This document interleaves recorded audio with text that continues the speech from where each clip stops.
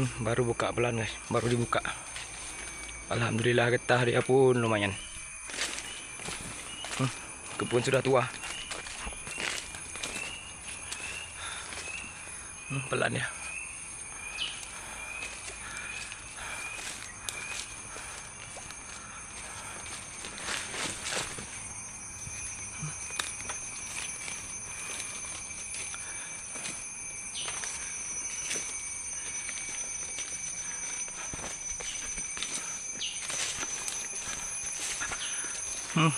Musim penghujan guys. Hari hujan terus. Jarang dapat nor ya.